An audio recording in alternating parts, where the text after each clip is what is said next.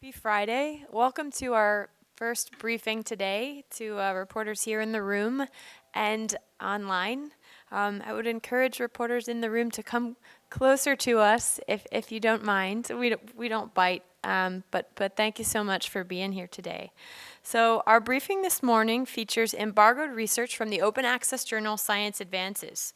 The research paper to be discussed this morning is called STEM Faculty Who Believe Ability is Fixed, Have Larger Racial Achievement Gaps, and Inspire Less Student Motivation in Their Classes. It is embargoed until 2 p.m. today, so we appreciate you not tweeting about the paper during the briefing, but your stories can go up online this afternoon, of course. The speakers on the briefing today are Mary Murphy, a professor at the Indiana University Department of Psychological and Brain Sciences, and Dr. Elizabeth Canning, a postdoctoral researcher in Professor Murphy's lab, who led the paper. We will start our briefing today, and we will have a hard stop at 9:45. So without further ado, Dr. Canning.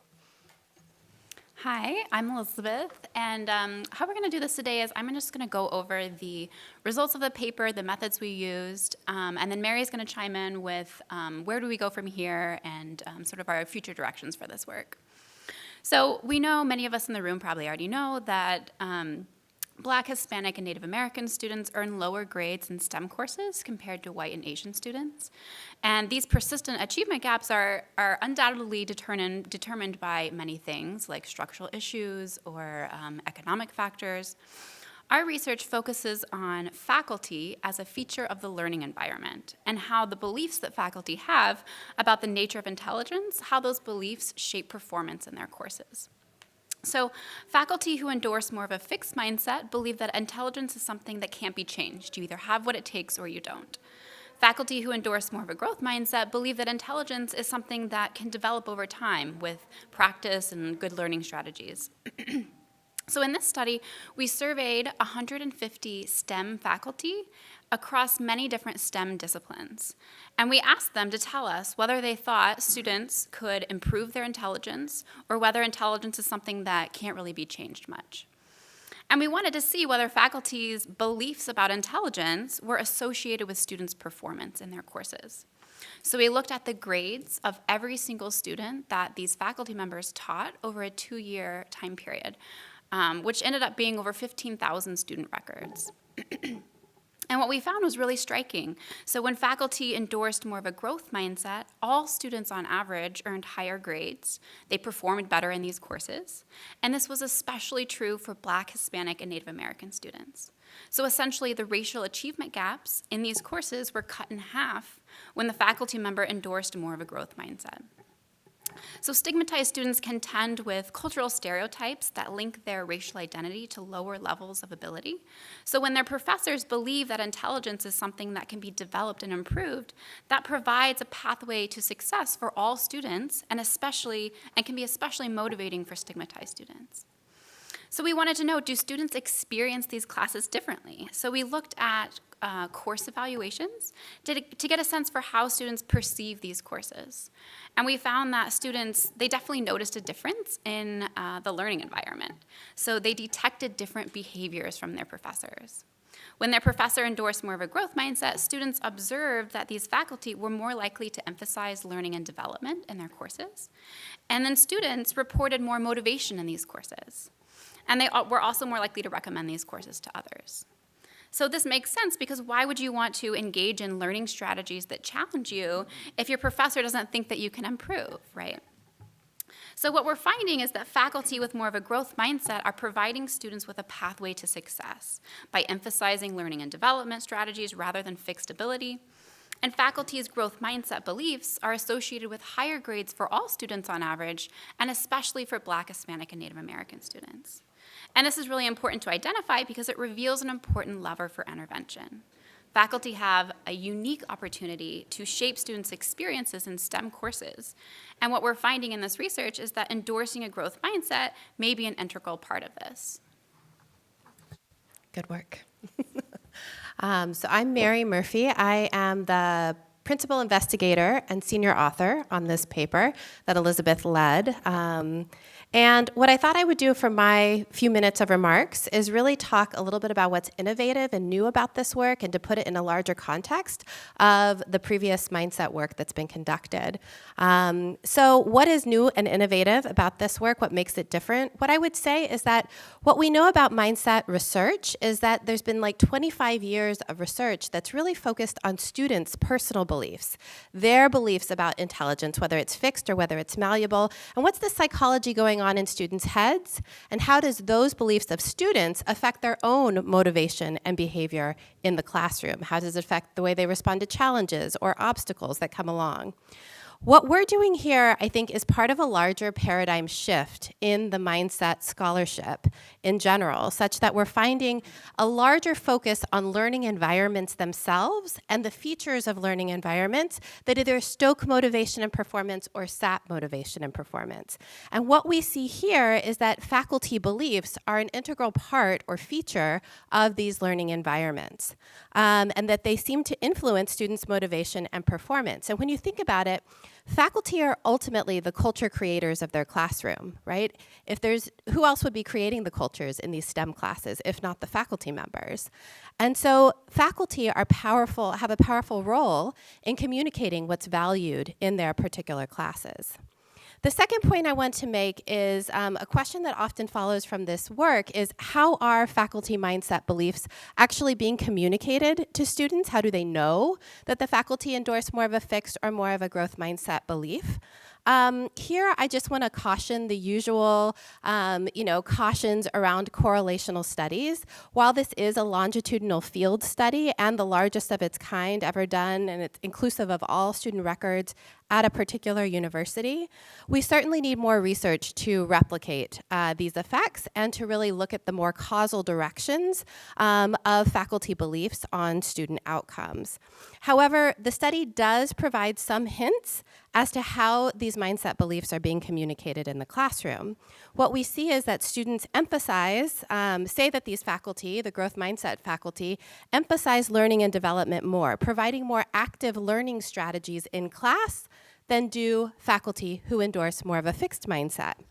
So as Elizabeth said, we believe these faculty are providing pathways to success, and we'll talk a little bit about our future work, which is actually we've been in these classrooms video recording faculty and looking at their faculty practices and how these beliefs are being communicated. And what we see is that faculty who endorse a growth mindset are providing these pathways to success. They're saying, if you ask questions, if you come to office hours, if you do the problem sets, if you self-assess where you need to put more attention, if you work in study groups, this is how to be successful in my class. And so they're really pointing to effort, persistence, and seeking help, and those kinds of learning strategies as the pathway to success. Whereas fixed faculty are really focusing more on sort of innate flawless performance. That's what they're focused on, that's what they are pointing out in class. The third thing I'd like to highlight is the outsized impact of college faculty in shaping the learning environment. Here we had just 150 faculty who reached over 15,000 students. And that means that some faculty, and this is just in 2 years' time period, right? So this means that some faculty really reach thousands of students. And what we get oftentimes when we talk about this work is, well, do we have to reach every single faculty member at universities in order to make this shift to create more growth mindseted learning environments? And what I would say is that I don't necessarily, this is an empirical question that needs more work, but I wouldn't necessarily say that we need to change everyone's beliefs and behaviors. The culture change research seems to suggest that if you change just 10% of powerful people in the environment and what they're doing and saying and their beliefs, that you could actually create culture change more broadly. So this is a question for future research and something that we are going to be looking at. So finally, in closing our remarks here, I think there's a lot to be optimistic about from this work. We know that faculty beliefs and faculty behaviors are changeable. They're things that we can actually help shape through educational interventions. Faculty who endorse growth mindset beliefs we see are nonetheless associated with more motivation and better performance for all of their students. And this seems especially true for underrepresented racial and ethnic minority students. So helping faculty providing evidence-based tools to help them communicate these growth mindset beliefs might be effective in shaping students' motivation and performance. So we're going to do something a little bit different before we start the Q&A. Because this research features some elements that are particularly nuanced or might be misconstrued, we wanted to pose a question or two to get some clarity around those points. So the first question I want to pose to our speakers is, what did you find most surprising about these findings and why? Yeah, so when we first looked at these data, what we were most surprised by is that the classrooms that had a professor who endorsed more of a fixed mindset, those classrooms really mirrored these large achievement gaps that we've been seeing for years in STEM courses, and it's been documented by the National Science Foundation every year. And so what was surprising was just how much of a difference the growth mindset classrooms made, and how much they were cutting the achievement gap. They were cutting it in half, essentially. Another thing that we were really surprised by was that students were not perceiving these courses as more difficult or more time-consuming. So it seems to be specific to their the motivational differences in these courses. So they were reporting, they were perceiving their faculty to behave differently. The faculty were emphasizing learning and development more, which the students were then experiencing more motivation in these courses. But it wasn't that these courses were more rigorous or more difficult. It seems to be specific to the motivational aspects of these courses. Okay, great. And then what do you think could be misconstrued about the paper? And specifically, do you think these faculty are just biased or racist? Yeah, this is a question that we have heard a couple of times. And it's something that I think is really important to be super clear about. I don't want this to get misunderstood in the way that these data are reported, such that, we did not measure faculty beliefs about students, particular students. We didn't ask about whether student ability for Black students or Latino students or Native American students is fixed or malleable. We asked the question, do you think students' ability in general is fixed, or is it something that can change and develop over time? Do you think intelligence as a general capacity, human capacity, is something that's fixed or malleable? So we asked about intelligence beliefs in general, not about intelligence beliefs about particular groups.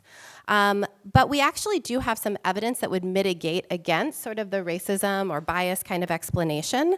For example, we find that who endorses more of these fixed or growth mindset beliefs? Some people have said, oh, maybe these are old ideas that are sort of cohort-based, that views of intelligence as fixed is something that will fade over time as we have another generation of faculty come through in STEM. But we find no evidence for that. So we find the same relationship that growth mindset beliefs on the part of faculty are associated with better performance in students for both Black and white Black and white faculty. Younger and older faculty, right, based on their age. Male and female faculty, the relationship is the same, which kind of mitigates the idea against the idea that this is some bias based on group membership.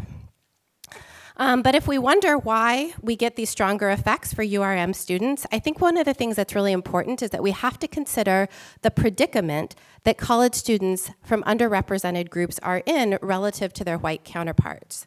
What we think is going on is that these students are raised in a society where power and resources and benefits have been traditionally, based on race for a long time, and students know that. So when they're in these classrooms, they're really looking for cues from their faculty member to say, can I trust you here? Do you believe in students' abilities to grow, to develop? Is there a pathway by which I can be successful in your particular class? And growth mindset faculty seem to be communicating that there are pathways to success here. And so because racial and ethnic minority students might be particularly vigilant to these cues about acceptance and how to be successful in these classes, they're particularly tuned to these beliefs of the faculty member and how they're being communicated. And I mean, it's an empirical question and a question for future research, but we would even hypothesize that underrepresented students might actually be more accurate in identifying their faculty members' beliefs, because they're the ones really paying attention in class to how to be successful here and what my faculty member believes, whether I can trust my faculty member. And so they might be paying attention to cues that the faculty member is giving off about those beliefs, even more so than their white peer counterparts. Thank you. So maybe just one more question then before we open the floor to a Q&A. What can be done to create more of these growth mindsets environments, and what do they look like? Yeah. So I think the first thing that we need to do, and we've already begun this work, it's being funded by the National Science Foundation through a career award, is really trying to educate faculty about the link between faculty beliefs and how that shows up in their behavior with students, and how that then in turn affects the students' motivation and performance.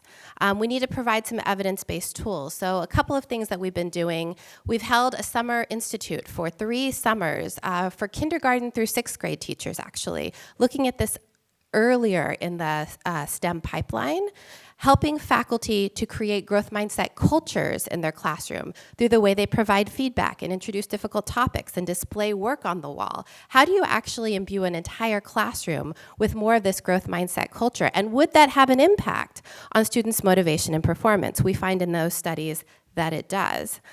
In the college setting, we've been video recording faculty as they teach and looking at knowing what their beliefs are.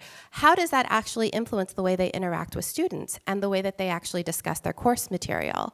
And that's how we're providing those evidence-based tools to really show faculty illuminate the differences in these teaching and pedagogical approaches, and then to help faculty identify which are the ones that they might be able to authentically communicate in their own class and embody to create more of these growth mindset cultures in their classes. What we're trying to do here is help faculty create places of belonging and trust, places where students can be more motivated and perform better. And so we want to give faculty tools to really shape the culture of their classroom. Faculty as culture creators is a really important, I think, idea, and to give faculty the tools to do that, I think, is essential. Excellent. Thank you so much. Okay, we can now take questions from reporters. Please raise your hand if you have one, and kindly state your name and affiliation before your question. Robin Williams, ABC Australia. I'm reminded to some extent of the Flynn effect, which showed some time ago that for various reasons, a nation's IQ can go up 10 points, although some places it's stabilized. Do you think you may have shown, through your efforts, ways in which the Flynn effect might operate?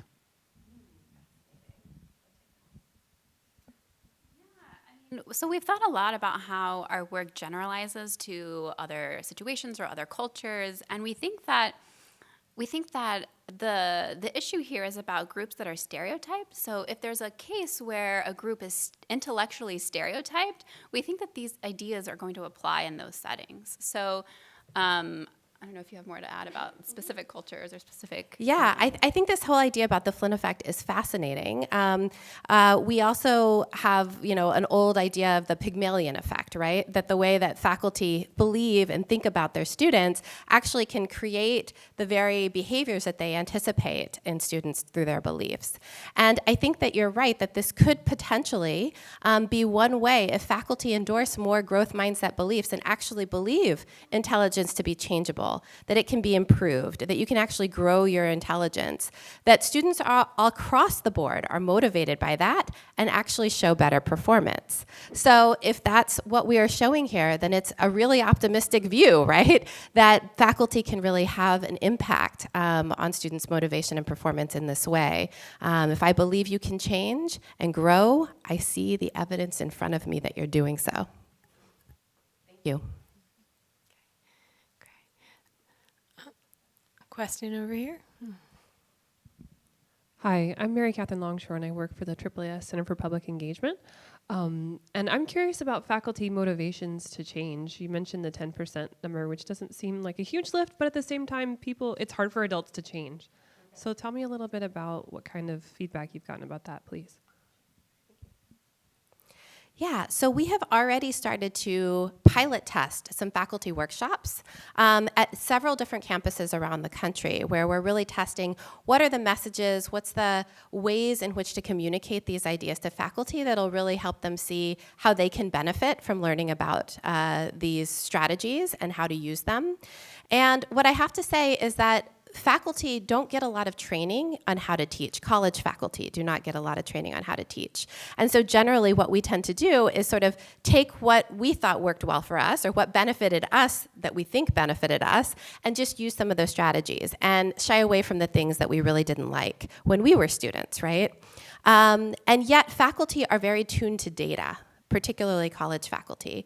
And so when they see there's evidence here that I could sort of improve my student outcomes without a whole lot of extensive change or changing the content of what I teach, if it's just a matter of changing the way that I introduce my course on the first day, and I provide, instead of simply what we're going to learn, how students should operate in this class in order to show the best improvement. If I give some of those strategies up front, that's a very small change, and it seems like something that faculty could do. And so we've identified several places where faculty might be able to do exactly what they're doing, but more through the lens of growth mindset. And faculty have been very responsive to this. I've been actually pleasantly surprised to see how many faculty are on board for participating in something like this. Say, okay, I'm gonna try this, and I'm gonna collect my own data. I'm gonna look at how the classes before, that when I wasn't using these strategies, and how the classes afterwards actually differ in terms of their performance and whether I feel a difference in their motivation, asking questions in class, coming to my office hours, those sorts of things. So I think because this is data-driven, faculty are tuned to it, and I think because there's ways to actually investigate whether or not these changes have an effect for students, that's also motivating for faculty to actually be able to assess whether something I'm doing in the classroom is making a difference for their students. Yeah, and I'd just like to add that, anecdotally speaking, faculty are really eager for strategies that are evidence-based to use in their classes. And so if we're able to provide faculty with even just small changes that they can do in their classes, I feel like faculty will be pretty receptive to integrating that if it doesn't require an entire course redesign, for instance. Are there any interesting quirks by discipline, astronomy, chemistry, biology, by which they respond and adopt these methods? Yeah, so we did look at that because that's one of the questions we get a lot is this my department or is it somebody else's department that's happening? And what we're finding is that it's pretty consistent across all the STEM departments that we looked at. So in this study, we looked at faculty in 13 different STEM departments, so chemistry, biology, computer science, engineering, all the big ones. And we didn't find any differences in terms of which departments had more of a fixed mindset or more of a growth mindset. They were pretty consistent across all of them. I guess you might wonder if our faculty surprised at the power they have as culture shapers when you tell them this.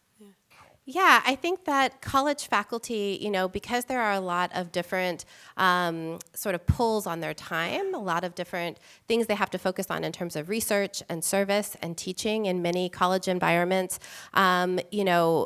thinking about my teaching and my pedagogy is not something that I might do quite a lot, right? Especially given the constraints of people's time. And so when they learn about this, and actually when we have looked at some of the behaviors that actually communicate to students fixed and growth mindset beliefs on the part of faculty, faculty seem really excited and motivated themselves by this idea that, just by saying these sort of things or putting these kinds of words in my syllabus, I might be able to actually shift motivation and performance for students, because faculty don't enjoy teaching courses where nobody's raising their hand, where nobody is communicating, where it's just sort of blank stares, right, the entire time. They want a class that's engaged, that seems like they're interested in the material and that shows that they're learning something, right? And so I think when faculty see how much of a difference they can make in that kind of motivation and engagement on the part of students, they're motivated to take efforts to produce that kind of motivation. Do you think there's a chance when this paper is published at 2 p.m. today, this is an odd question, but for students who read it to then go back and say, my professor is not so growth-minded in my estimation, and so that is why I performed less well in my physics lab. Yeah, we have actually talked to a lot of students about this. We had a lot of student focus groups at different universities where we would teach them about what the fixed and growth mindset is. Have you ever had a faculty member who communicates the idea that intelligence is fixed? You're either a math person or you're not, or you're a science person or you're not, right? That kind of language. Or have you ever had a faculty member who really communicates that everything you need to know for this class to do well, you're going to learn here. We're in this together. And I expect everyone who puts in the work, comes to office hours, asks questions, does the problem sets. Everyone who does these things should be able to earn a good grade in this class, right? Have you ever had a faculty member who's one or the other, communicates more of a fixed mindset or a growth mindset? And every student in these focus groups can name the faculty member who is more like that or more like this. And so, this is something that I think it can become conscious for students. They can really notice the differences in these different learning environments. And when we ask them how it makes them feel or how their behavior, if they can reflect on their behavior, how it affected the way that they performed, students can actually report on this too. This isn't something that's sort of more implicit. I think once students learn what these concepts are, they can identify them in their world. And so you could imagine, students who read this kind of work and then want to encourage faculty members to sort of read the work as well to see what could be done to motivate more of a growth mindset in these classrooms. And I'll just add to that. Some of the follow-up work that we're doing on this issue is looking at how accurate are students in their perceptions. If we can say, how do you perceive your faculty member, and then relate that to what faculty say they believe, like how accurate are students in their perceptions? And what we're finding is that they are pretty accurate. And it's through really the behaviors that faculty are doing. That's what's communicating their mindset. And so that's what this work speaks to here in the course evaluations that we found, but also when we ask students directly about what they think their faculty believes and the behaviors that they do, we're finding that they're picking up on these things.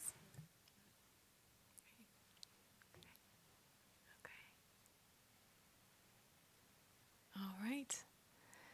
Well, if we don't have any other questions, I want to thank the speaker so much. That was an excellent explanation of fascinating research. We really appreciate it. Thank you all for coming. Really appreciate your time. And the paper will appear online at Science Advances at 2 p.m. today. So thank you. Thank you.